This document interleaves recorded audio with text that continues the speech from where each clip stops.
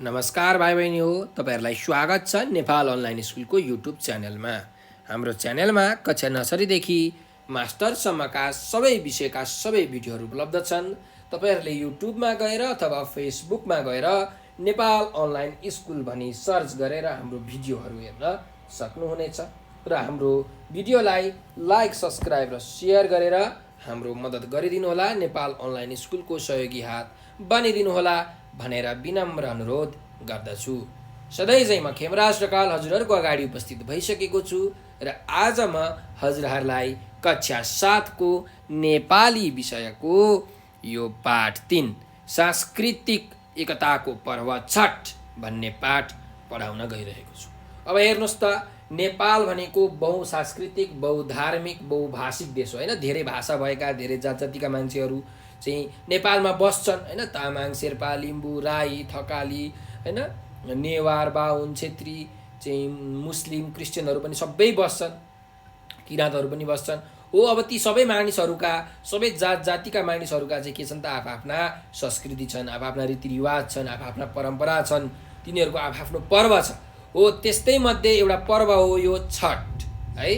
अब यो छठ भन्ने पर्व चाहिँ विशेष गरी तराई भेगका चाहिँ मधेसी समुदायका मानिसहरूले चाहिँ मनाउने गर्दछ है।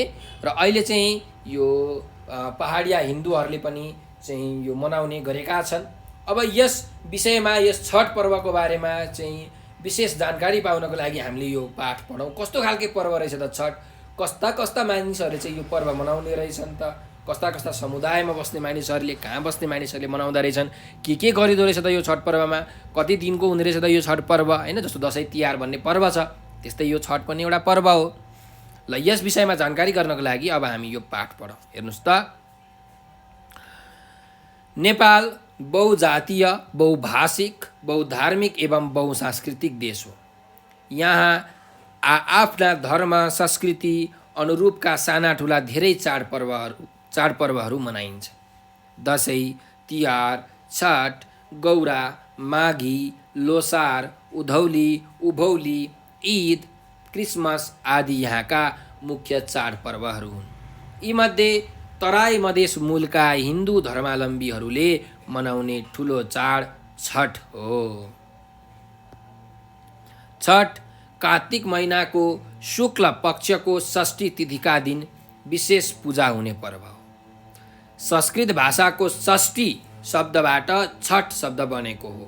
षष्ठी शब्दबाट अपभ्रंश भएर षठी, छठी, छट्टी, छठी, छैठ, छैठ, छठ शब्दहरू बनेका छन्। यी सबै शब्दले छठ पर्वलाई नै बुझाउँछन्। तीमध्ये छठी, छैठ, छठ बढी चल्तीका शब्द हुन्। यस पर्वका इष्टदेवलाई सूरज बाबा र छठी माई भनेर पुरुष एवं स्त्री दुवैलाई जनाउने शब्दले पुकार्दछन्।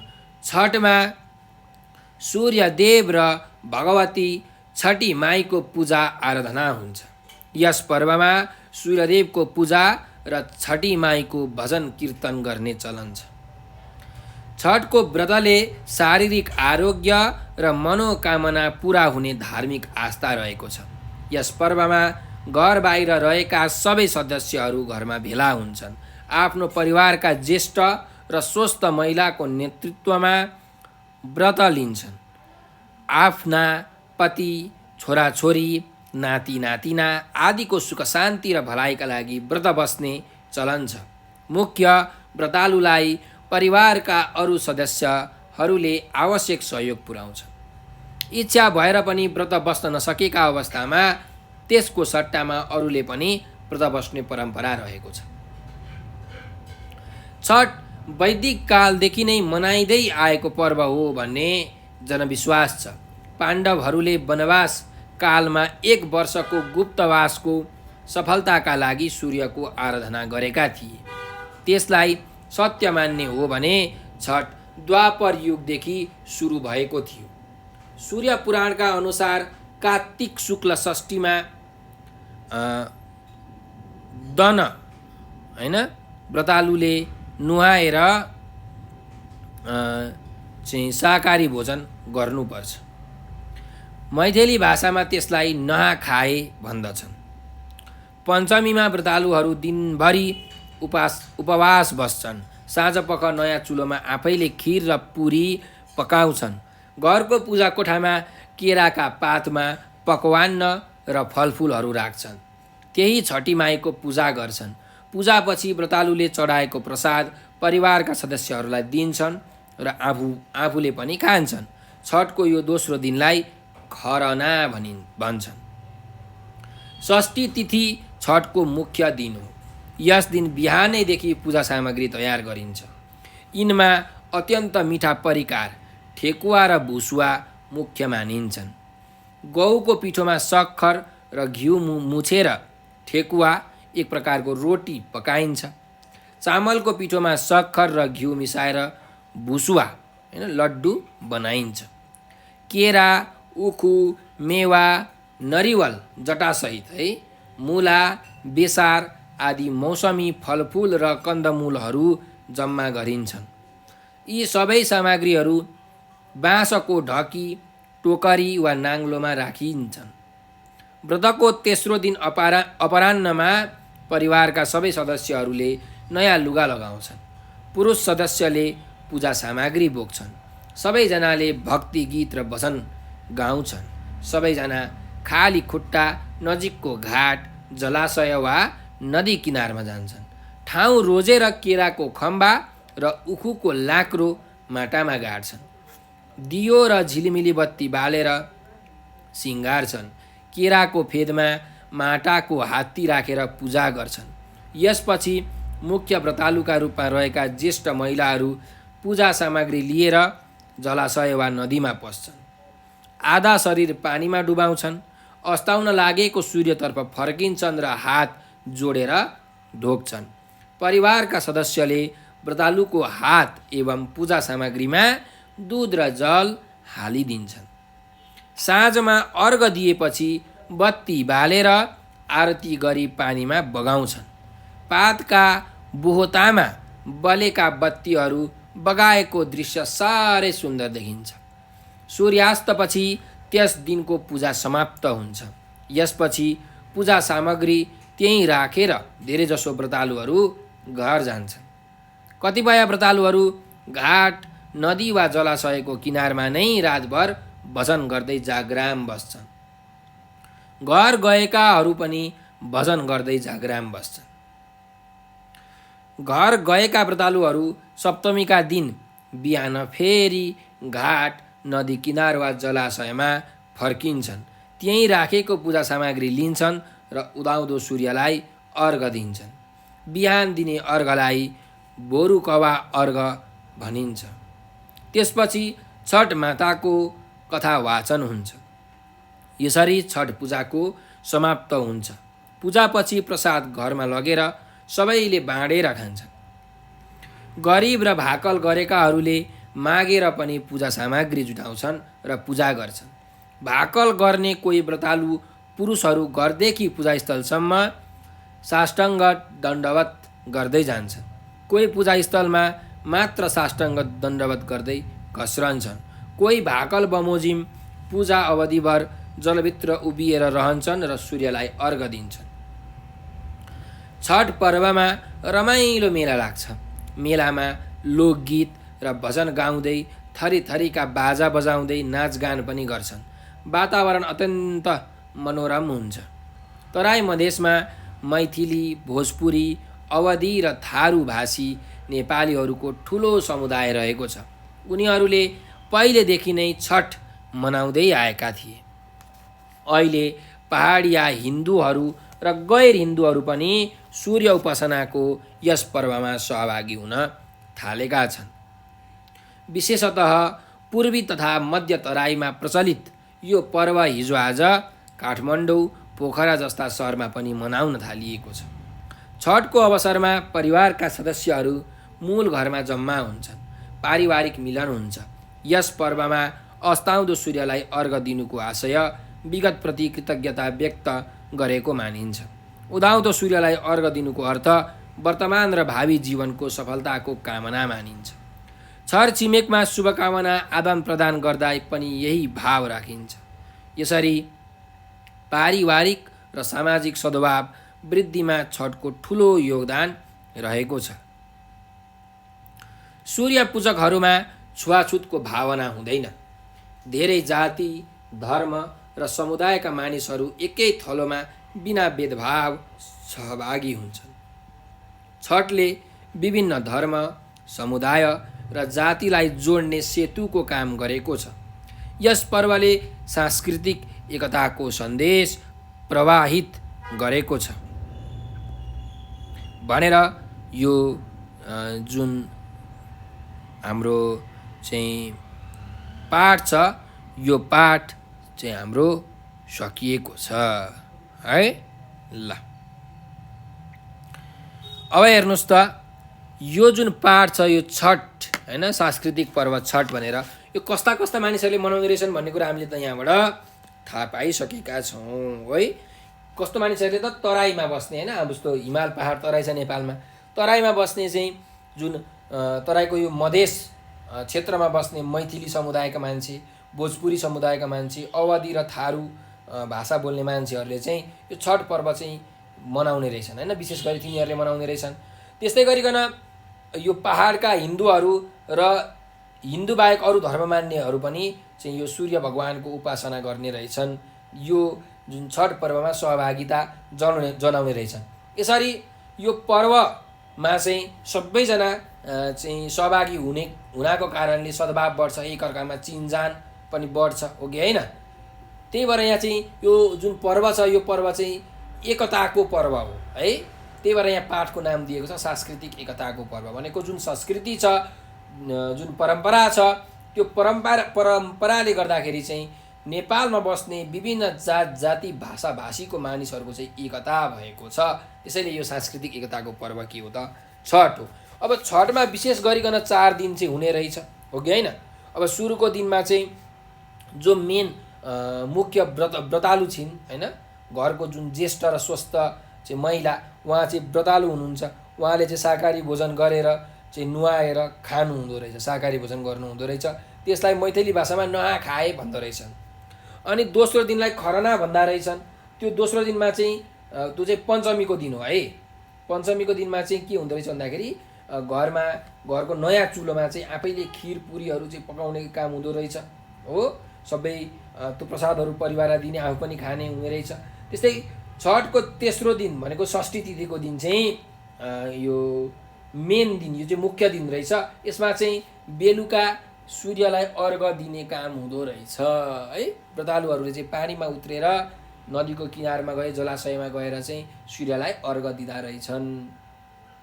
अब अर्घ दिँदाखेरि त विभिन्न चाहिँ भोगहरू लगाउनु पर्ने हुन्छ भगवानहरूलाई हैन। सूर्य भगवानलाई यो ठेकुवा र भुसुवा चाहिँ एकदम प्रमुख परिकारको रूपमा चाहिँ यो छठमा मानिँदो रहेछ। त्यस्तै अरू पनि हैन, केरा, उखु, मेवा अनि जटासहितको नरिवल, मुला, बेसारहरू हैन, कन्दमूलहरू, मौसमी फलफुलहरू हैन, त्यो मौसममा फलेका चाहिँ फलफुलहरू पनि भगवानलाई चढाइदो रहेछ।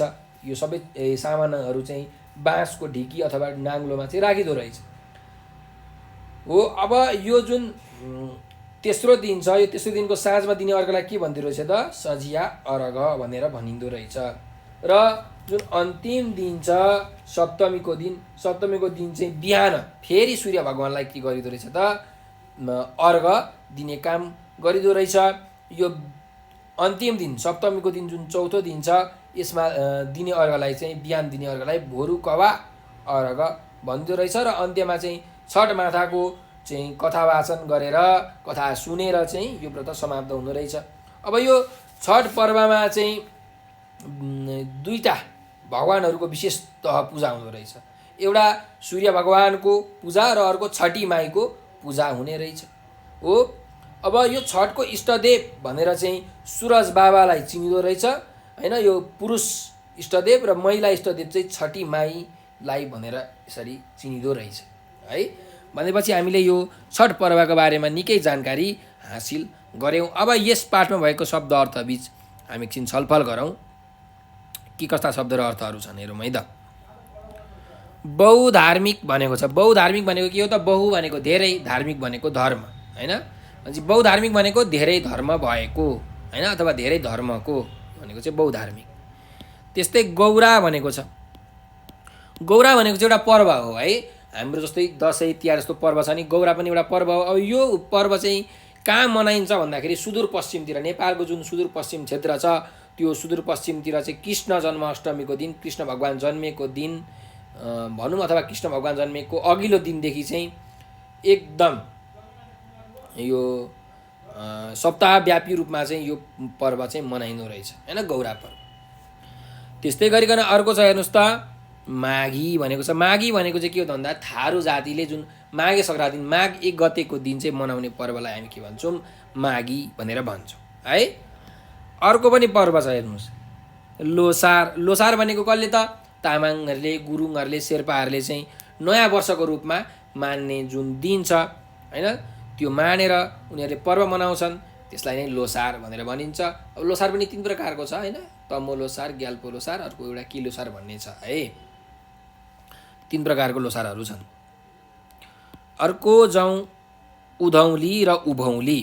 यो उधौली र उभौली भनेको चाहिँ दुईटै किराँत जातका मानिसहरूले चाहिँ मनाउने पर्वहरू हो। उधौली चाहिँ मङ्सिर महिनाको शुक्ल पक्षको पूर्णिमाको दिन मनाइन्छ र उभौली भनेको चाहिँ वैशाख महिनाको शुक्ल पक्षको पूर्णिमाको दिन मनाइन्छ है। ल अर्को जाउँ ईद भनेर भनेको छ। ईद भनेको तपाईँलाई थाहा छ हैन, ईद उल फित्र भनिन्छ अथवा ईद भनिन्छ। यो भनेको चाहिँ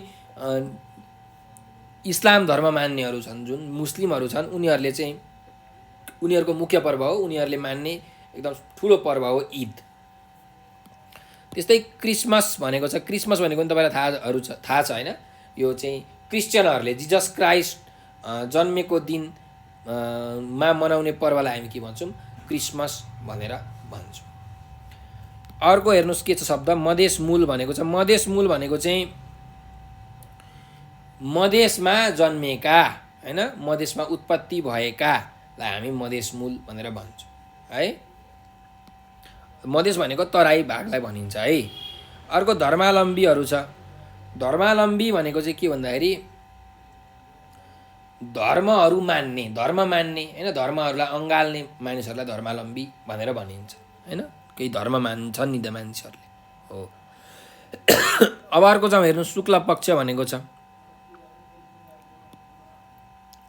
शुक्ल पक्ष भनेको चाहिँ हेर्नुहोस्, 1 महिनामा 2टा पक्ष हुन्छ, एउटा कृष्ण पक्ष र एउटा शुक्ल पक्ष। 15 दिन कृष्ण पक्ष, 15 दिन शुक्ल पक्ष। यो चाहिँ चन्द्रमाको आधारमा, चन्द्रमाको गतिको आधारमा चाहिँ निर्धारण हुन्छ है। त्यही भएर शुक्ल पक्ष भनेको के हो त, चन्द्रमाको कला बढ्दै जाने पक्ष, अथवा यसलाई पूर्णिमा पक्ष पनि भनिन्छ, शुक्ल पक्ष। ल अर्को छ अपभ्रंश। अपभ्रंश भनेको चाहिँ परिवर्तन हुँदै जाँदा हैन, परिवर्तन हुनु अथवा बिग्रदै जानु। जस्तो कि यो काठमाडौँको चाब हिल भन्ने ठाउँ छ हैन, खासमा नाम चाहिँ चाब हिल हो, तर चाब हिल भन्दा भन्दै चाबेल भन्नाले थालिएको छ है, चाबेल भनेर भनिन्छ। त्यस्तै यो जुन छठ भन्ने शब्द छ, यो चाहिँ षष्ठी भन्ने शब्दबाट आएको है। षष्ठीबाट चाहिँ छठी, छठी, छैठ हुँदै हुँदै छठ भनेर यसरी अपभ्रंश भएर बनेर आएको शब्द हो है। ल अर्को चाहिँ इष्टदेव।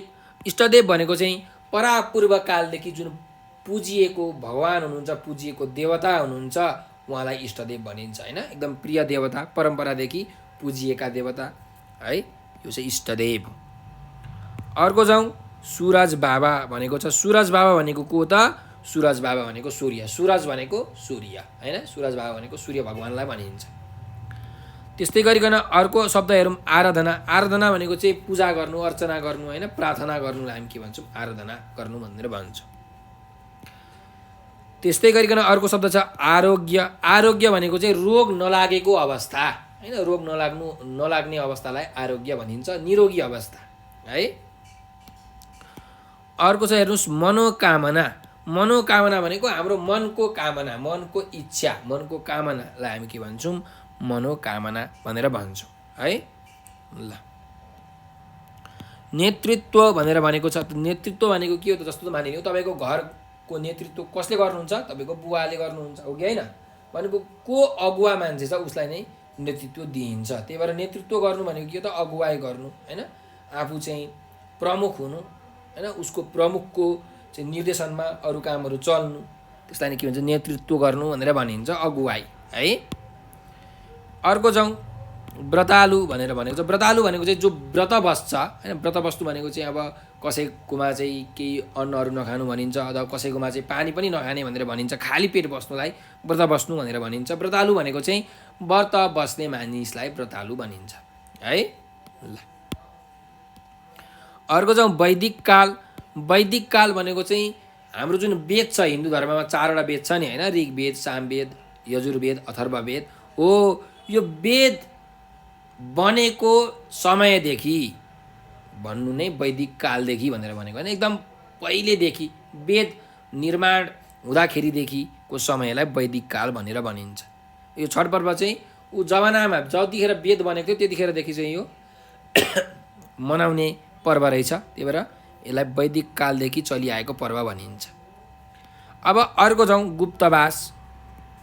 गुप्त भनेको लुक्नु, वास भनेको बस्नु, भनेको लुकेर बस्नु भन्न खोजेको है। लुकेर बसेको वासलाई हामीले गुप्तवास भनेर भन्छौँ। अर्को जाउँ द्वापर युग। द्वापर युग हेर्नुहोस् त जम्मा 4वटा युग छ, सत्ययुग, त्रेतायुग, द्वापर युग र कलियुग। अहिले चाहिँ हामी कलियुगमा छौँ हैन। हाम्रो यो चाहिँ वेद अनुसार चाहिँ 4 प्रकारका युगहरू हुन्छन् भनिएको छ। त द्वापर युग भनेको चाहिँ 4 युगमध्ये तेस्रो युग हो। पहिलो युग सत्ययुग हो, दोस्रो युग त्रेतायुग हो, तेस्रो युग द्वापर युग हो र चौथो युग कलियुग हो। कलियुग चाहिँ अहिले हामीले जुन युगमा बसिरहेको छौँ त्यो कलियुग हो है। ल अर्को शब्दमा जाउँ सूर्य पुराण भनेको छ। अब पुराणहरू यो जुन हिन्दू धर्ममा 18 प्रकारका पुराणहरू छन्। सबैभन्दा ठुलो पुराणलाई स्कन्द पुराण भनिन्छ, सबैभन्दा सानो पुराण हैन काञ्च पुराण भनेर अग्नि पुराणलाई भनिन्छ। यी 18 पुराणमध्ये एउटा पुराण हो सूर्य पुराण है। सूर्य पुराण भनेको चाहिँ कस्तो खालको पुराण हो भने सूर्यलाई एकदम प्रमुख देवता, मुख्य देवता मानेर जुन लेखिएको प्राचीन ग्रन्थ छ, पुरानो ग्रन्थ छ, त्यसलाई नै सूर्य पुराण भनिन्छ। ल अर्को शब्दमा जाउँ शाकाहारी हैन। शाकाहारी भनेको भेजिटेरियन भनेर तपाईँले भन्नुहुन्छ नि अङ्ग्रेजीमा हो, भनेको सागपात फलफुलहरू मात्रै खाने, मासु मांस नखाने, माछा मासुहरू नखानेलाई के भन्छ शाकाहारी भनेर भनिन्छ। अर्को जाउँ नहाखाए भनेर भनेको छ। यो नहाखाए भनेको चाहिँ के हो त, मैथिली भाषामा भनिन्छ। नेपालीमा भन्दा के भन्नु पर्यो त, नहाखाए भनेको नुहाएर खाने है। हामी मस्त नुहाएर पवित्र भएर शुद्ध भएर खानेलाई नहाखाए भनेर भनिन्छ। अनि उपवास भनेको के हो त, उपवास भनेको चाहिँ खाली पेट बस्नु हैन, केही नखाइकन बस्नुलाई उपवास भनेर भनिन्छ। निराहार, आहार बिना बस्नु हैन, अथवा केही नखाइकन लिने व्रतलाई उपवास भनेर भनिन्छ। ल अर्को शब्दमा जाउँ पकवान्न। त पकवान्न भनेको के हो त, जुन पकाइएको अन्न छ त्यसलाई पकवान्न भनिन्छ है। पकाइएको सामग्री, पकाइएको अन्न पकवान्न। ल अपराह्न भनेको छ। अपराह्न भनेको चाहिँ दिउँसोको समय भनेर भनिन्छ, अथवा भनौँ न जुन दिउँसो 12 बज्छ नि त्यो 12 बजेपछिको समयलाई अपराह्न भनेर भनिन्छ है। अनि लाक्रो भनेको छ।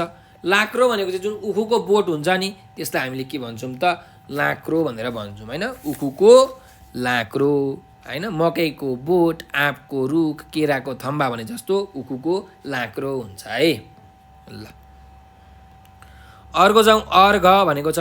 अर्घ भनेको चाहिँ के हो भने जुन दुधहरू, दही हैन, पानीहरू मिसाएर चाहिँ भगवानलाई चाहिँ चढाउने एउटा पूजा सामग्री हो अर्घ भनेको हैन। यो चाहिँ सूर्य भगवानलाई चाहिँ छठ पर्वमा सूर्य भगवानलाई यसरी दुध, पानी, दहीहरू मिसाएर चाहिँ सूर्य भगवानलाई चढाइन्छ।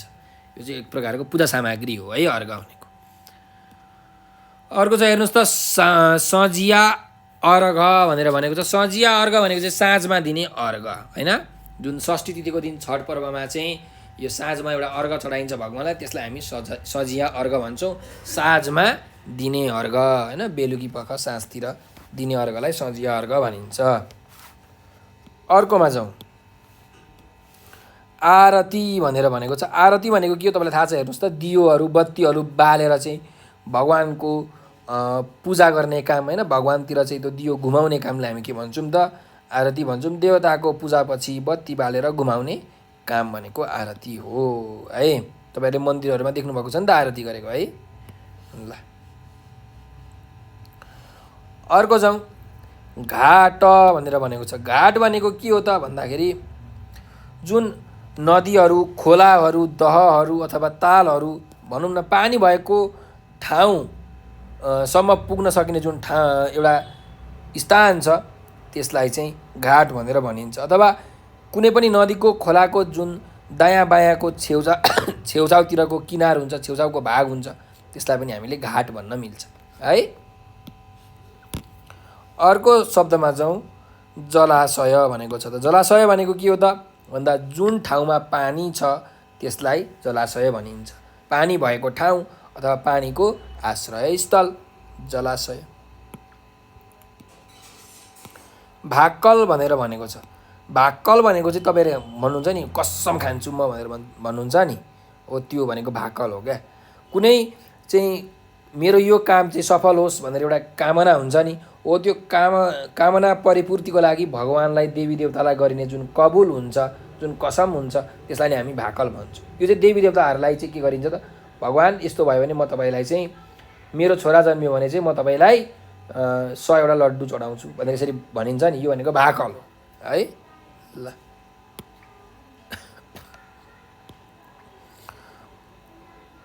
अर्को शब्द छ साष्टाङ्ग दण्डवत।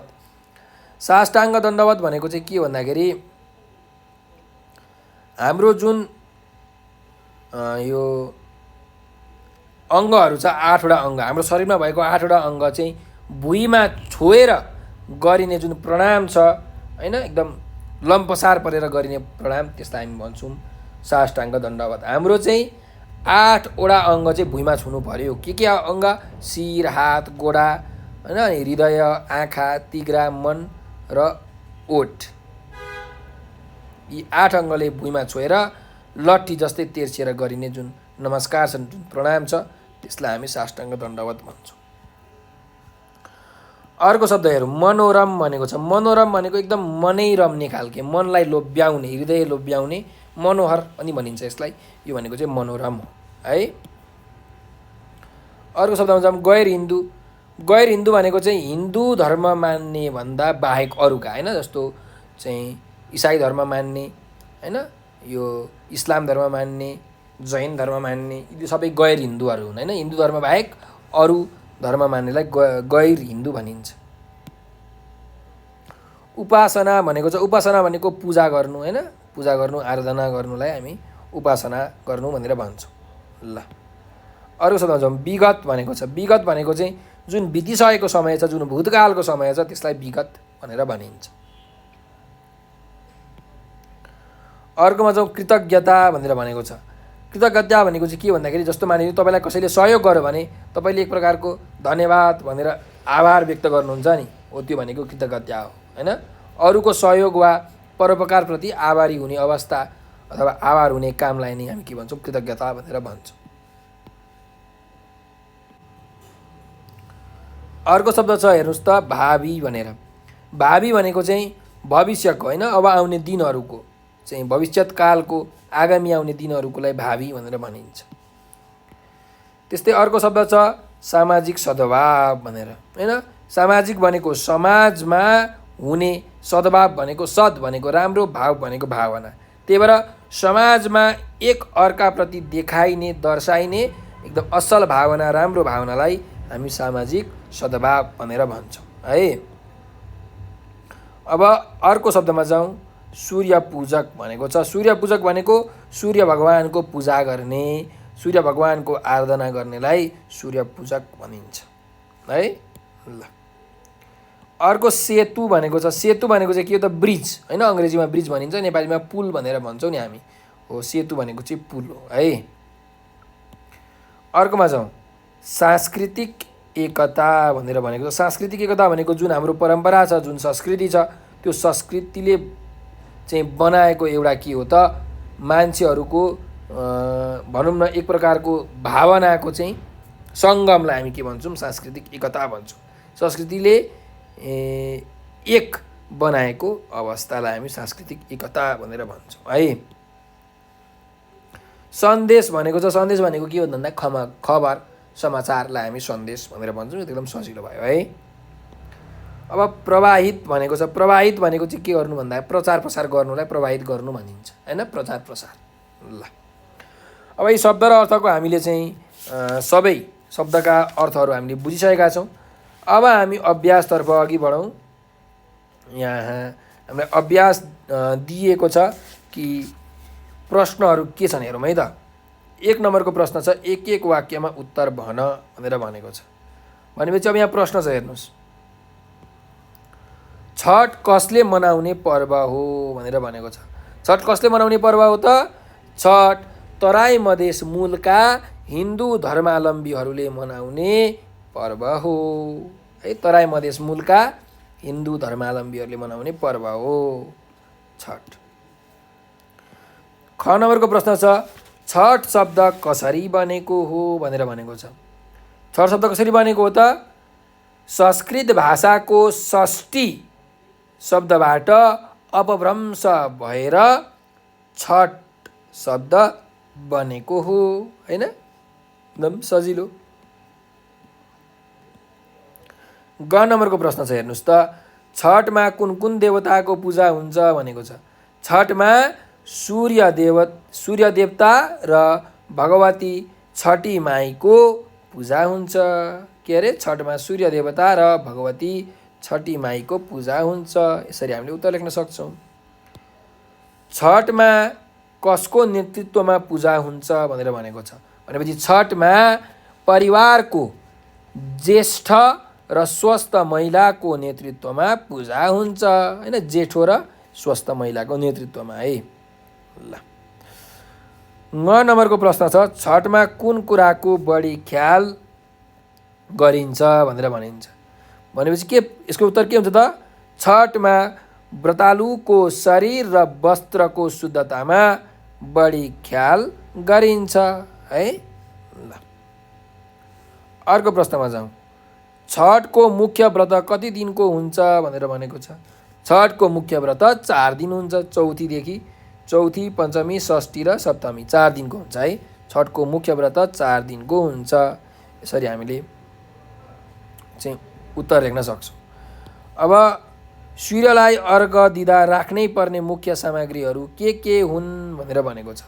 भनेपछि सूर्यलाई अर्घ दिँदा राख्नै पर्ने मुख्य सामग्रीहरू चाहिँ दुध, दही, जल हैन, ठेकुवा, भुसुवा आदि हुन् भनेर तपाईहरुले लेख्न सक्नुहुन्छ है। ल अब अर्को अभ्यासमा जाउँ। अभ्यास नम्बर 2 मा छ हेर्नुस् त, जोडा मिलाऊ भनेर छ। अब हामीले यहाँ जोडा मिलाउँ हेरौँ है त। व्रतको शुभारम्भ भनेको चौथीको दिन। हामी के गर्छौँ चौथीको दिन? नहाखाए भनेको नुहाएर खाने काम हुन्छ व्रतालुहरूको है। त्यस्तै गरिकन व्रतको दोस्रो दिनलाई हामी के भन्छौँ अरे? खरना भनेर भन्छौँ। त्यही भएर यो खरना यसरी है त। ल अब अर्कोमा जाउँ। व्रतको मुख्य दिन भनेको तेस्रो दिन हैन। यो चाहिँ साँझमा सूर्य भगवानलाई अर्घ दिइन्छ यो दिनमा। त्यही भएर यो दिनलाई के भनिन्छ त? सझिया अर्घ भनेर भनिन्छ। के अरे? सझिया अर्घ। ल अब अर्को अन्तिम हेर्नुहोस्, अन्तिम पदावलीमा जाउँ। व्रतको अन्तिम दिन भनेको छ। भनेपछि व्रतको अन्तिम दिनमा के हुन्छ त? बिहान भगवानलाई यो सप्तमीको दिनमा चाहिँ सूर्य भगवानलाई अर्घ दिइन्छ। त्यसलाई के अर्घ भनिन्छ? त्यसलाई भोरुकवा अर्घ भनेर भनिन्छ। त्यही भएर यसको यसरी तपाईँले जोडा मिलाउनु पर्यो कि भोरुकवा अर्घ। ल अब हेरौँ।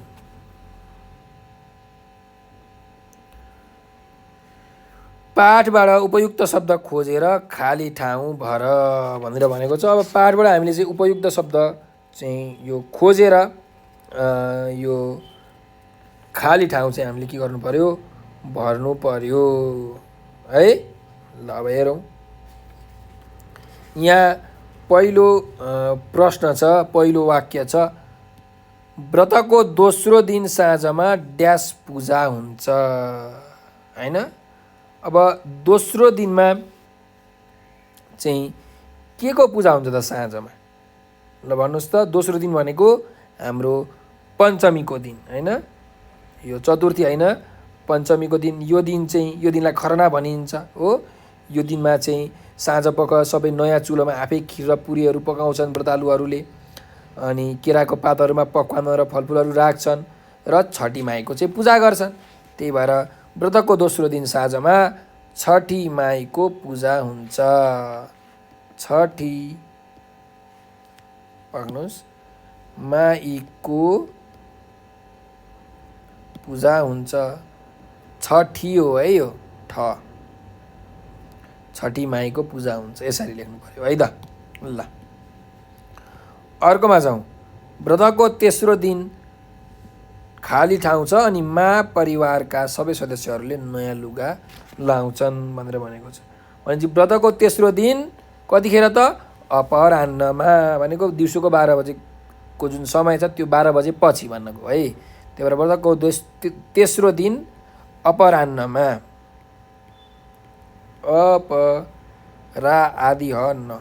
अपराह्नमा परिवारका सबै सदस्यहरूले नयाँ लुगा लाउँछन्। ल अर्को प्रश्नमा जाउँ। ग नम्बरमा हेर्नुहोस्। छठका दिन ड्यासहरू रातभर जागराम बस्छन्।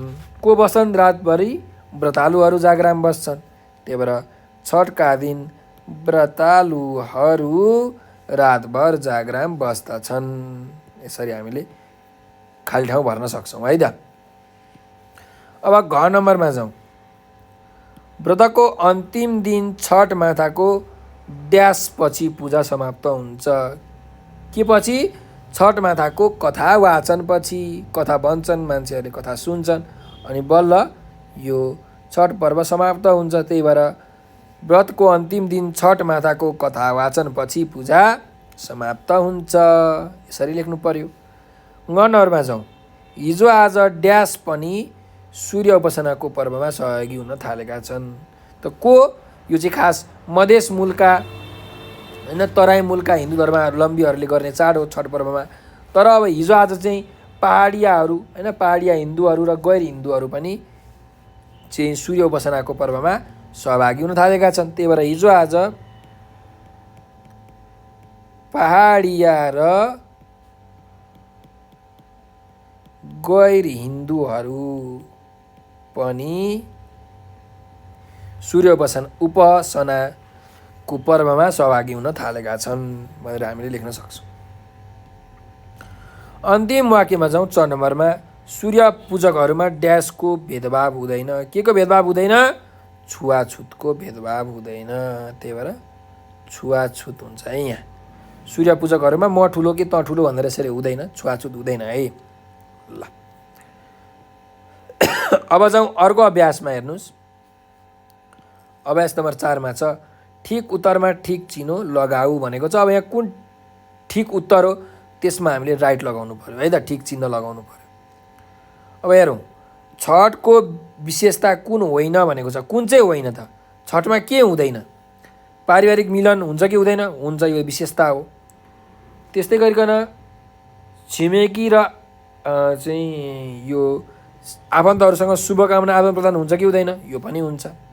ज्येष्ठ महिला सदस्यहरूको नेतृत्वमा व्रत र पूजा हुन्छ कि हुँदैन? हुन्छ। सबै धर्म मान्नेहरूको समान आस्था हुन्छ त? हुँदैन। विशेष गरी तराई मूलका चाहिँ हिन्दू धर्मावलम्बीहरूको चाहिँ विशेष आस्था हुन्छ। अब इसाई धर्म मान्नेहरूको चाहिँ समान आस्था त हुँदैन। उस्तै प्रकारको आस्था हुँदैन, अलिकति कम आस्था हुन्छ। हुन चाहिँ हुन्छ तर समान आस्था हुँदैन। त्यही भएर यो विशेषता होइन है त। यो ठिक उत्तर हो। ल अर्को जाउँ। ख नम्बरमा। छठ सांस्कृतिक एकताको पर्व हुने मुख्य आधार के हो भनेको छ। हेर्नुहोस् त।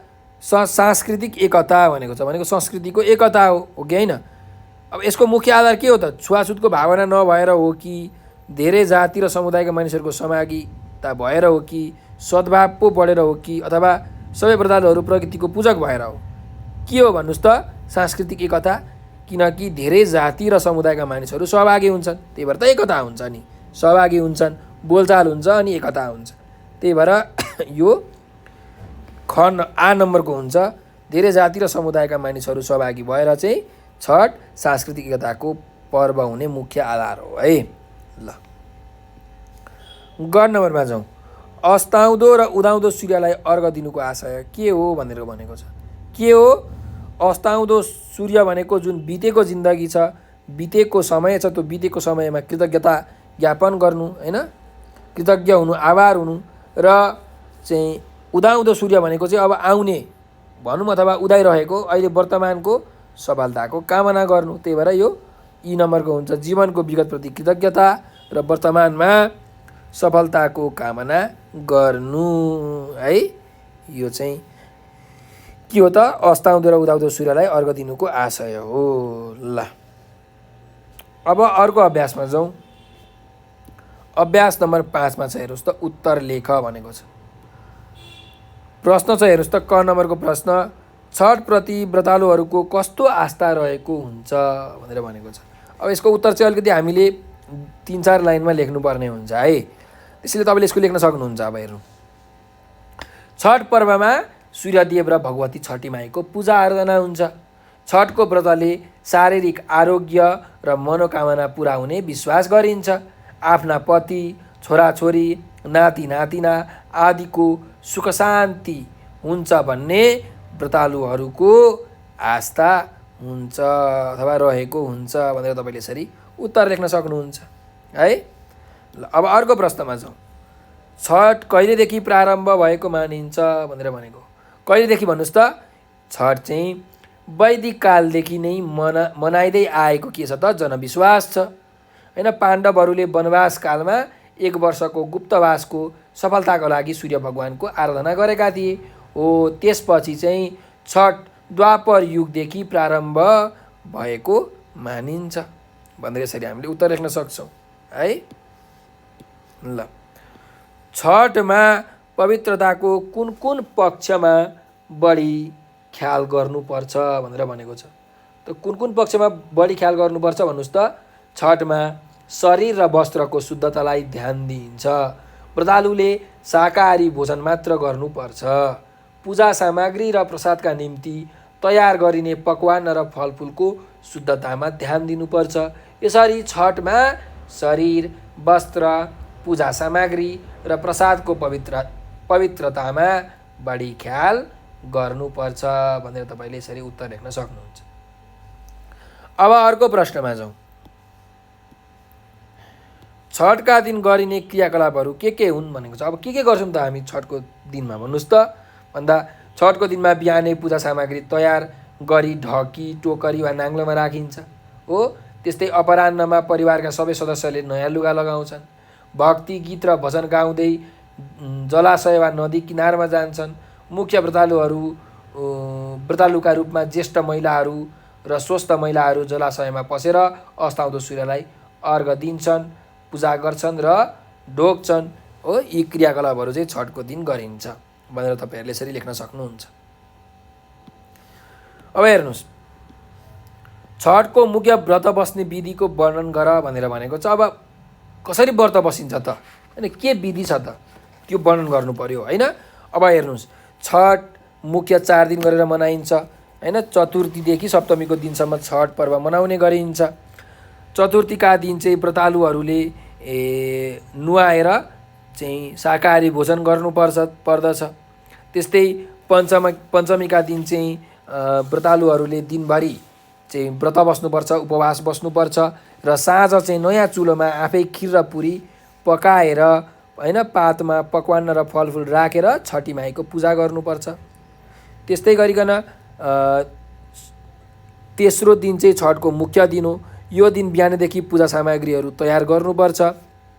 चाहिँ विशेष गरी ठेकुवा, भुसुवा होइन, केरा, उखु, मेवा, जटासहितको नरिवल, मुला, बेसार आदि मौसमी फलफुलहरू र कन्दमूलहरू जम्मा गरेर बाँसको टोकरी, ढकी वा नाङ्लोमा राखेर चाहिँ बेलुका सूर्यदेवलाई चाहिँ अर्घ दिइन्छ होइन।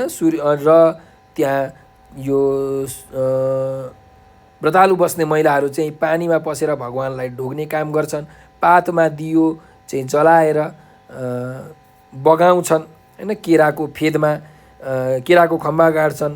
उखुको लाक्रो पनि माटोमा गाड्छन्। झिलिमिली बत्ती बाल्छन् हो।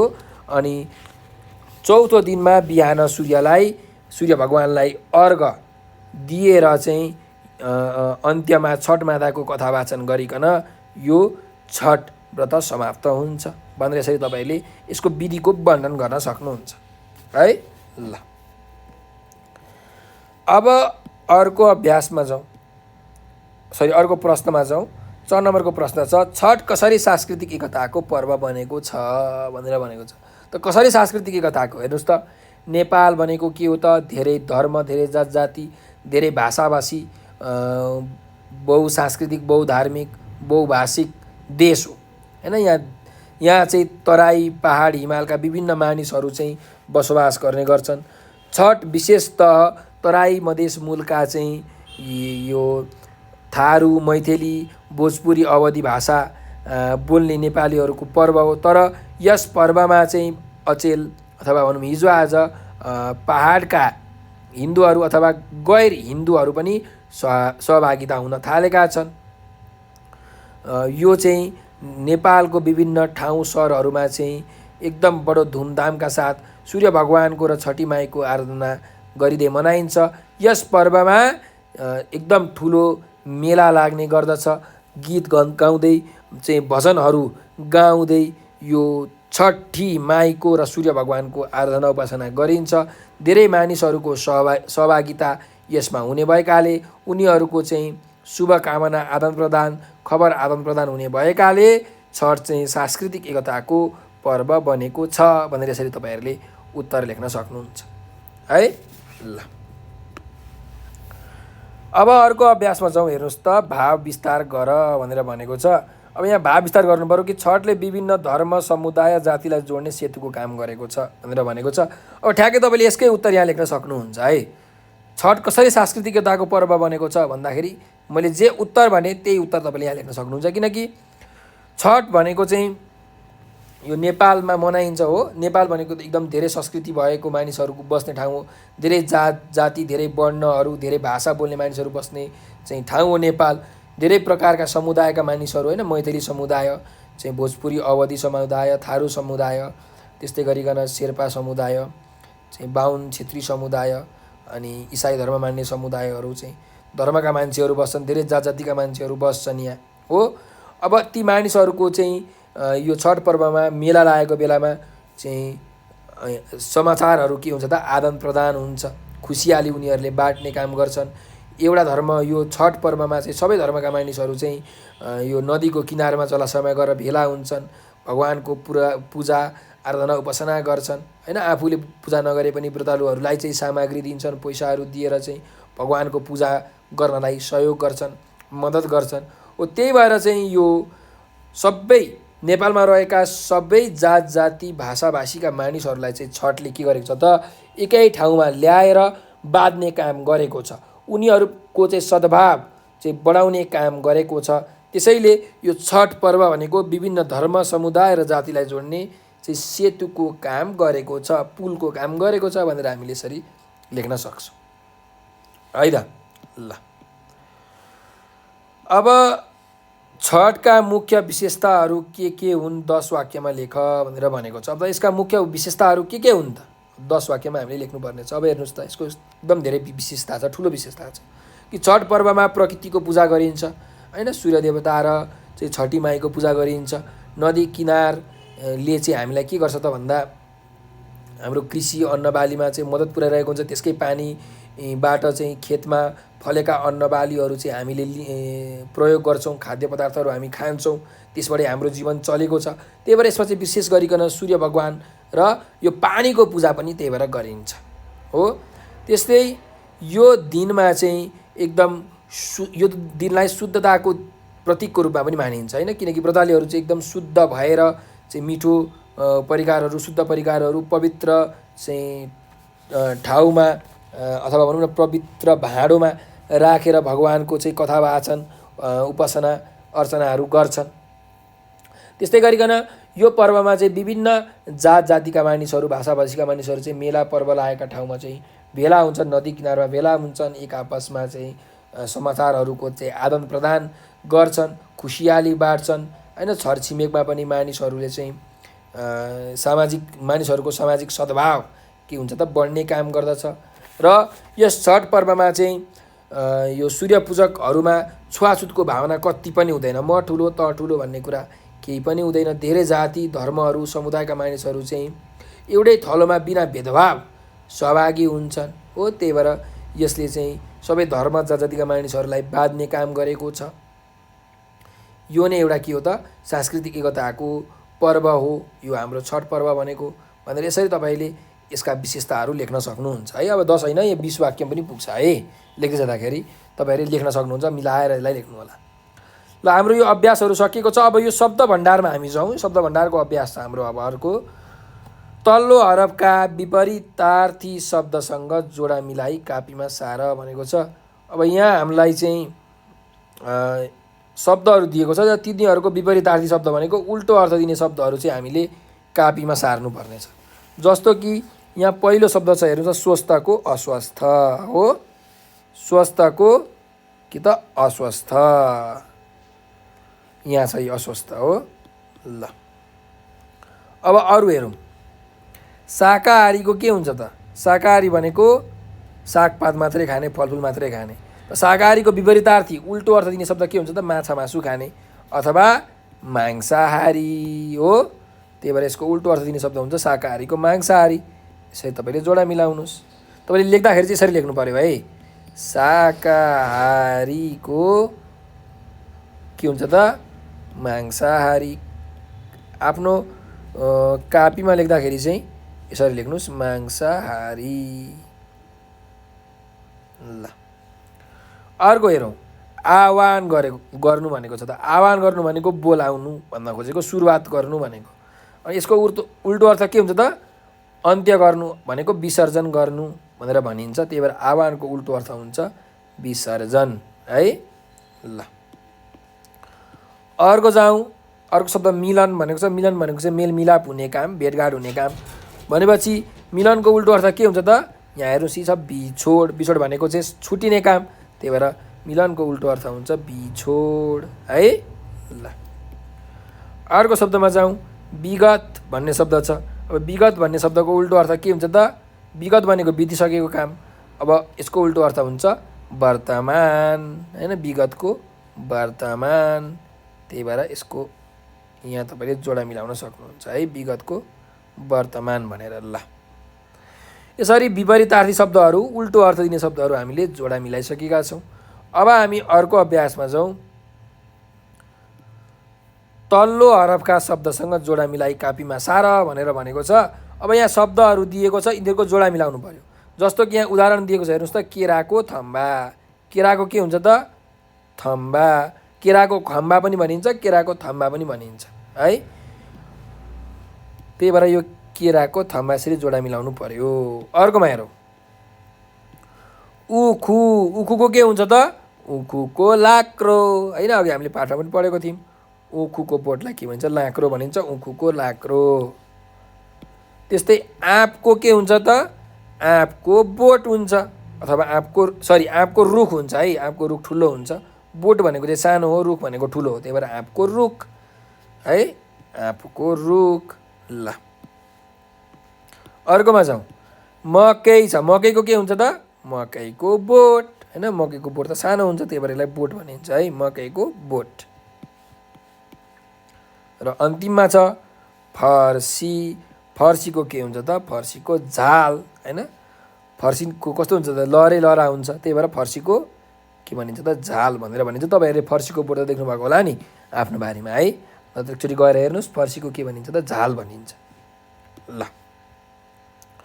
अब अभ्यास नम्बर 10 मा चाहिँ हेर्नुहोस् त। यहाँ धर्म प्लस इक धार्मिक। जस्तै बनोट भएका 5 शब्द पाठबाट खोजेर लेख्नुहोस् भनेर भनेको छ।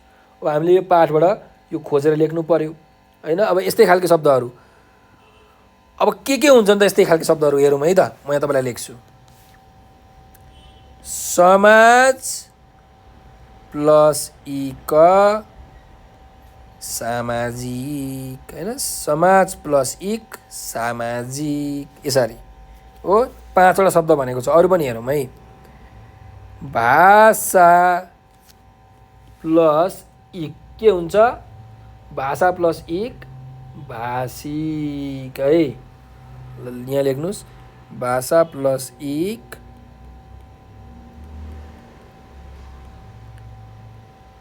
भाषिक। ल अरु हेरौँ, अरु के हुन्छ होला?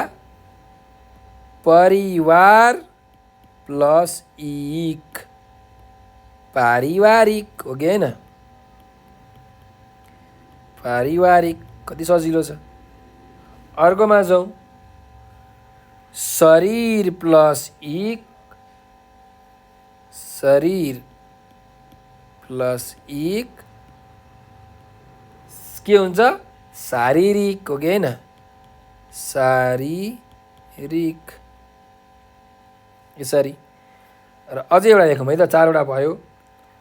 संस्कृति प्लस इक सांस्कृतिक होइन? सांस्कृतिक एकताको पर्व छठ हो, त्यही भएर संस्कृति प्लस इक के हुन्छ त? सांस्कृतिक।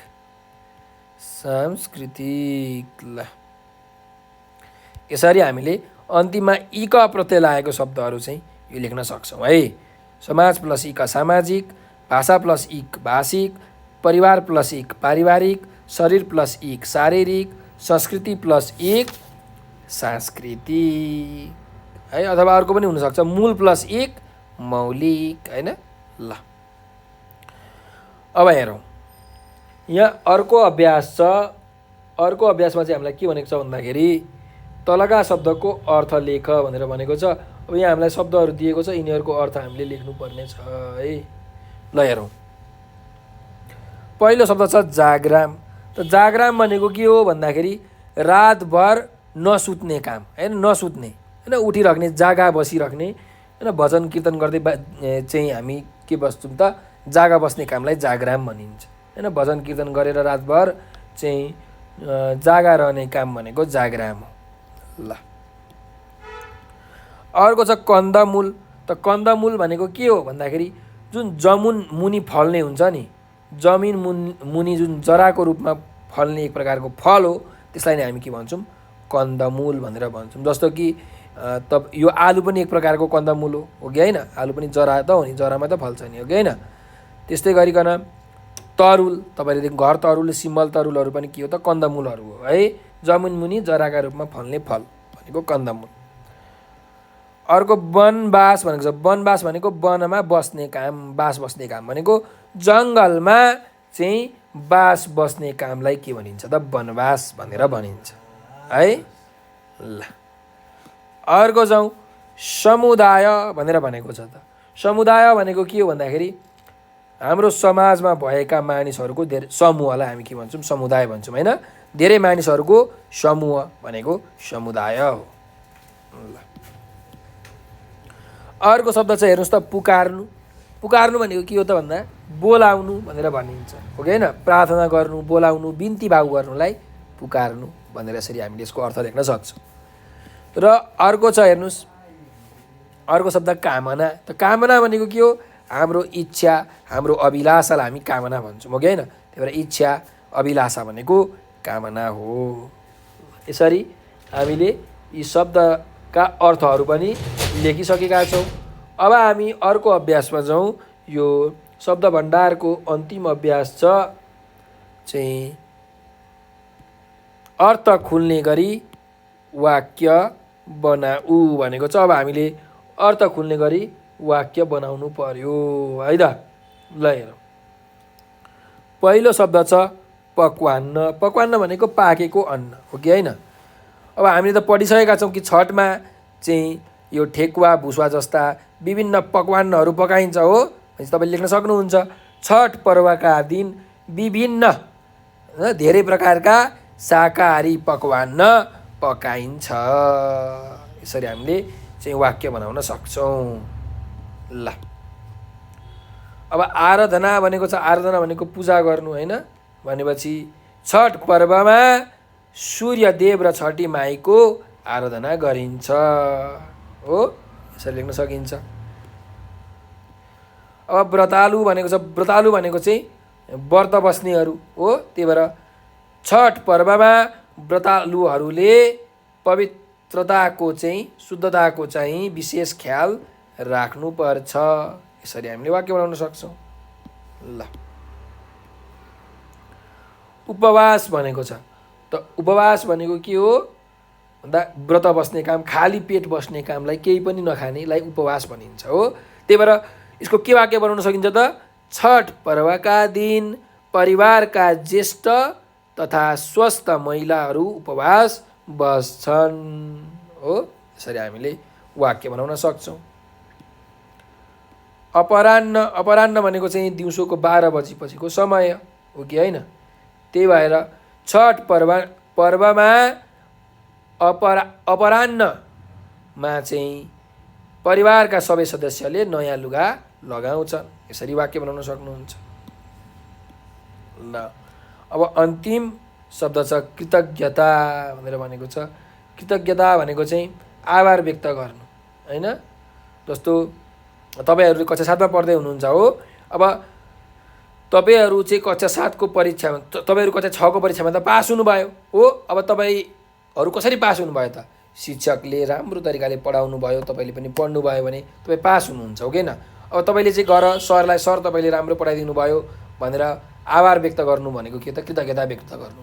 त्यही भएर यसको वाक्य के बनाउन सकिन्छ भन्दाखेरि, खेमराजले परीक्षामा राम्रो स्तर ल्याएर उत्तीर्ण गरेपछि गुरुहरूप्रति कृतज्ञता प्रकट गर्यो होइन। खेमराजले परीक्षामा राम्रो स्तर ल्याएर उत्तीर्ण गरेपछि गुरुहरूप्रति कृतज्ञता व्यक्त गर्यो भनेर यसरी हामीले वाक्य बनाउन सक्छौँ है त।